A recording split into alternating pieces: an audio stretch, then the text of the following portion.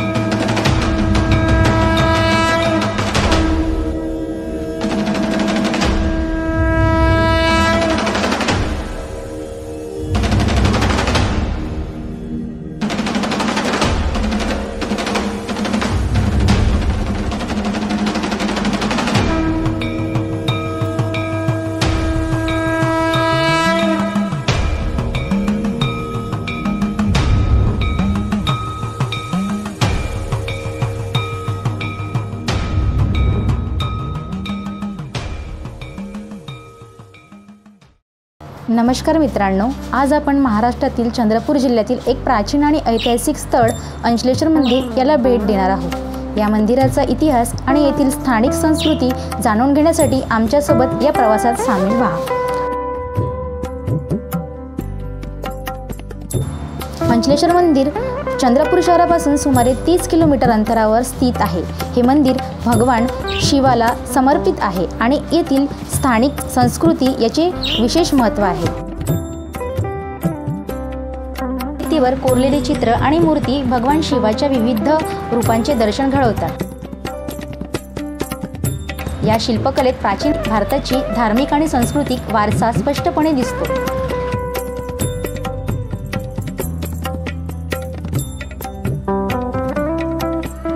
मंदिराचा शांततापूर्ण वातावरण आणि धार्मिक श्रद्धेचा अनुभव अतिशय अनोखा आहे. हे स्थळ केवळ धार्मिक विधीसाठी महत्त्वाचे नाही, तर येथील सांस्कृतिक आणि ऐतिहासिक वारसाचेही संरक्षण करते.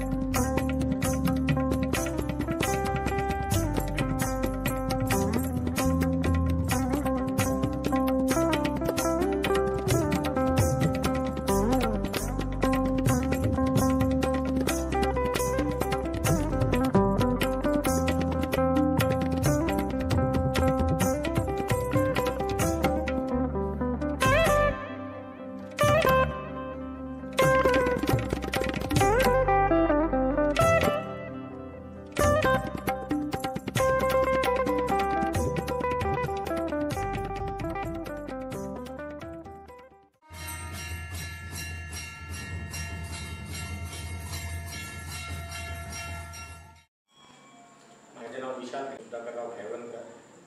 मी इथं पुजारी म्हणून अंकलेश्वर मंदिरच्या 4 पिढी झालेली आहे. म्हणजे हे अंकलेश्वर मंदिर 1618 मध्ये बांधलेलं आहे आणि हे मंदिर राणी हिराईने बांधले. तर याला लिंग नाही, याच्यात गाईचे 5 खुरं आहेत, कुंड आहे, गाईचे 5 खुरं आहेत, त्यातून पाणी येते. जो इच्छा जो राजा होता खांडक्या बल्लारशा म्हणून, त्याला कुष्ठरोग होता, तर त्याने इच्छे पाणी पिल्यावर हातापायला लावलं, त्याच्या कुष्ठरोग नाहीसा झाला. तर ते राजा त्याची राजधानी बल्लारशा, तिथं तो राहायचा आणि त्या काळात तिथे जंगल होतं. तर तो त्याला शिकारीचा खूप शौक होता.